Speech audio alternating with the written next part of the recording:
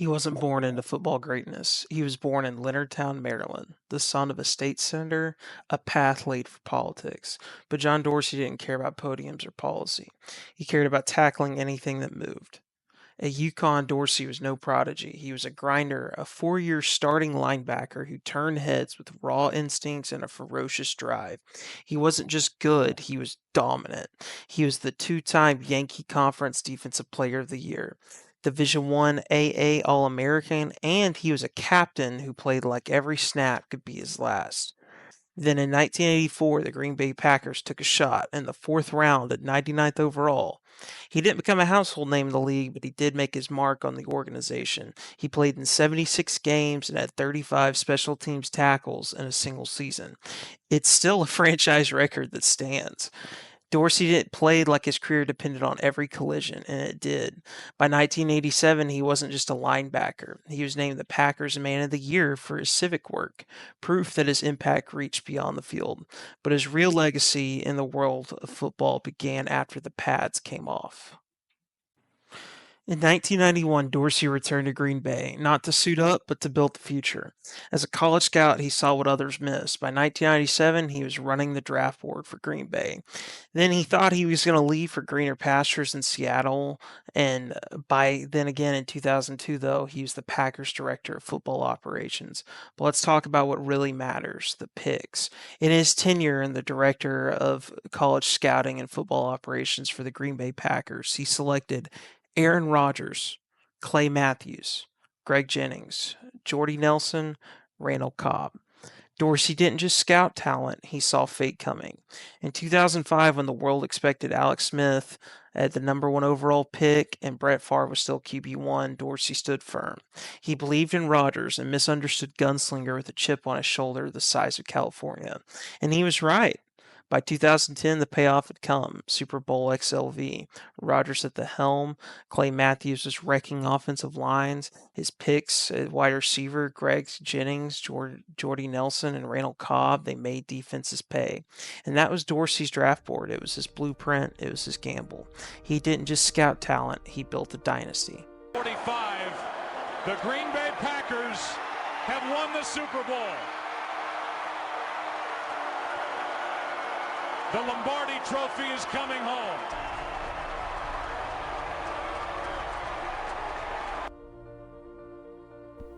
Coming off the Super Bowl run, John Dorsey made his move. He was named the general manager in 2013 with Andy Reid, kicking off a new era for Chiefs football. I had a 6-hour interview with Clark Hunt, Mark Donovan, Andy Reid, and various members of the Kansas City Chiefs organization. During that interview period, I made a statement to Clark. I said, I consider this franchise one of the crown jewels of the National Football League. Clark sat there for a while and thought about it, and he asked me, why, John? And you know why I said why? Because you have an owner that's willing to win. You have a fan base that is as passionate and loyal as any fans there are in all of sports, and a support staff that is willing to roll their sleeves up and do the little things in order for this franchise to succeed. And so, fresh off of a 2-14 season, the Kansas City Chiefs decide to hire John Dorsey and Andy Reid to lead them into a new era of Chiefs football. John Dorsey, he was no longer a scout, he was now a general manager. He was a builder, a blueprint guy, and he was in the driver's seat. And Kansas City was desperate for him to rebuild it. And so that's exactly what he did. He reunited with his old friend from the Green Bay days, and they were the two architects of this football resurrection. And so in year one, fresh off of 2-14, what did they do? They went 11-5, headlined by a resurgent season from Alex Smith. They made the playoffs, and the respect was restored. Dorsey was named the 2013 Executive of the Year, and the blueprint was already working. And it wasn't just in the win column, it was the draft board. It laid the foundation for what we know the Chiefs are today. In 2013, in the third round, he selected Travis Kelce, a tight end that was known for raw fire and elite hands. Most GMs saw him as an injury risk, but Dorsey saw the next great mismatch in the NFL. He followed that up in year's drafts by taking Eric Fisher, number one overall. He took Marcus Peters and Eric Berry, two elite key pieces for the defense of the Chiefs during this era. But most importantly, he took a fifth-round gem with off-the-field troubles in Tyreek Hill. The league barely wanted to touch him, but Dorsey, he vetted it, he saw the tape, and he knew it was worth it, and he pulled their trigger. And what was the reward?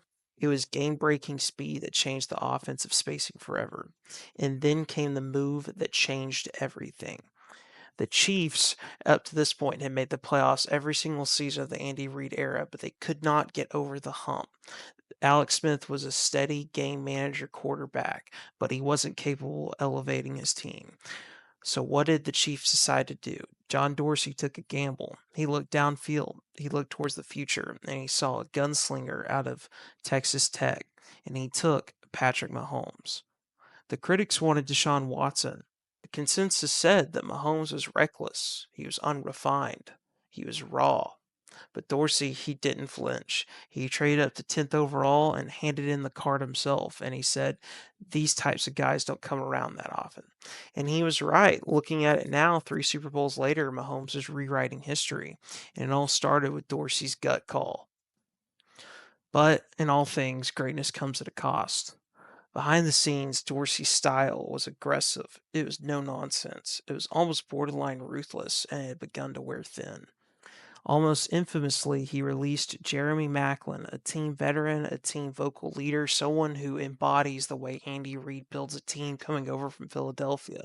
And he released him over voicemail at his own wedding where Andy Reid was in attendance. It was a move that blindsided the locker room.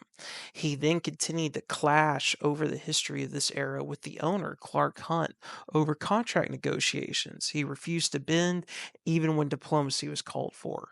And so in his 4 years, the Chiefs, they went 43-21 with 3 playoff appearances, an AFC West title, a 12-4. But the friction off the field couldn't be ignored. And so by mid-2017, after drafting what arguably is the greatest franchise quarterback anyone could, Dorsey was gone. The house he had built that was quickly becoming a dynasty and will later win 3 Super Bowls, and all the credit was taken by the new GM, Brett Veach. But the foundation, the core that he built, it was John Dorsey. But now, looking forward to his next stop, was someone that was dying for any sort of resemblance of someone who had a vision for their football team. In January when there's nobody here. So it's now my pleasure to introduce the GM of the Cleveland Browns, John Dorsey. John? Thank you, Jimmy. It's my pleasure to be here. You know, I'm very honored. I'm very humble to be here. Guys, I love the National Football League. I love everything about this great game of football. First off, I just want to thank Dee and Jimmy for allowing me to, you know what, let's reawake this sleeping giant, the Cleveland Browns. I'm kind of excited about that. You know, normally I would introduce my wife. Unfortunately, she could not make it here today because the kids had a Christmas show, and she was determined that the kids were not going to miss that Christmas show. She'll be here coming next week. And I can't wait. You know, I look forward to working with Hugh Jackson alongside of him. Like Jimmy said, I had a chance. Hugh asked me if I'd come talk to the team, and I did. And it's that chance. It's what you want to do is kind of connect with that locker room. So that's why these next couple weeks are very important for me to understand, you know, the culture, the people within the building, the players within the locker room, and that's exciting for me. And so John Dorsey was a Cleveland Brown, and he wasted no time making bold moves to reshape the roster, signing Tyrod Taylor as a free agent QB and Jarvis Landry as vocal leaders on offense. He signed Carlos Hyde to stabilize the running back room. But everyone knew when it came to Cleveland, fresh off of drafting Myles Garrett last year, that this season they were going to have to go quarterback, and he made his boldest move yet. In the 2018 NFL Draft, the Cleveland Browns select Baker Mayfield. Wow. Teammates galvanized to him at certain parts of the game. You know, this guy's got a little bit of it factor. So we as an organization are very excited to have a player like this. So John Dorsey makes the John Dorsey of all picks and takes Baker Mayfield first overall to symbolize his takeover of the Cleveland Browns. He follows it up, though, at fourth overall with Denzel Ward, who's a lockdown corner and an Ohio kid with elite twitch. The unsung hero of this draft and the Cleveland Browns tenure is at 35th overall. He took Nick Chubb, a bruising back from Georgia who ran like a freight train and never smiled. By October, it was clear that Dorsey had nailed it. And so the Browns finished the rookie season 7-8-1. It was their best record in over a decade. Mayfield broke the rookie passing touchdown record, and Chubb became a force of nature. The dog pound had a pulse again, and by 2019, they had swagger.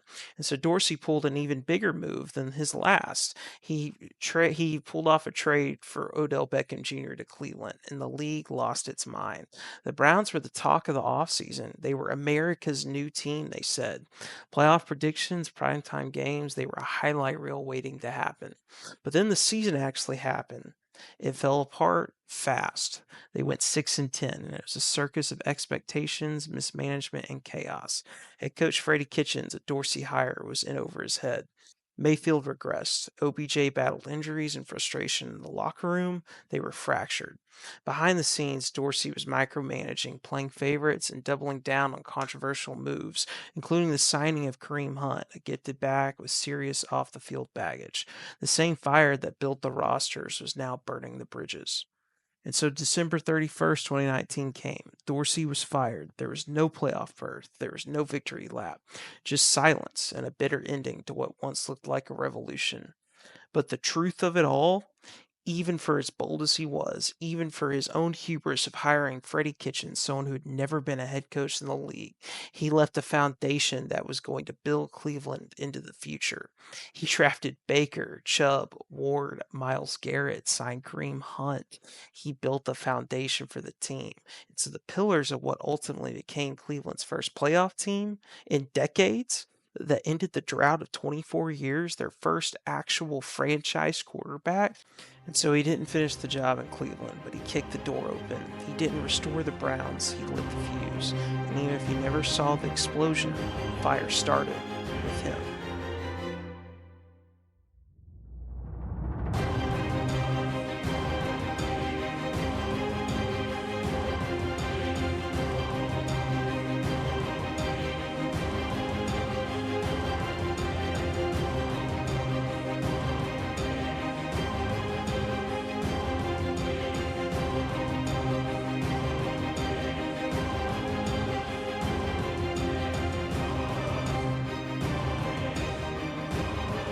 Well, guys, I hope that y'all enjoyed the second episode of Fourth and Forever, the John Dorsey edition. So from his rise to when he came into the league, starting with the Packers to the Chiefs to the Browns, you see someone that was the ultimate football guy that is an elite talent evaluator. But it was a double-edged sword of his fire. You know, he burnt bridges. He wasn't a manager, but he was an elite talent evaluator. And you can look at him now with the Lions. He caught on there, and he's been their director of scouting. And you look at his picks for Jahmyr Gibbs, Jack Campbell, etc., trading for Jared Goff. He has had a hand in all of it. And you'll look back at some of the dynasties in the NFL, and he's played a major hand in it. Anyways, guys, I hope y'all consider liking and subscribing in the video. You know, it really helps me out. I'm in the middle of the off season, not on the road recruiting just now, and have some time to make these videos. But once the season kind of starts up, I'm not gonna have the time to invest in this like I can right now because I'm gonna be coaching football.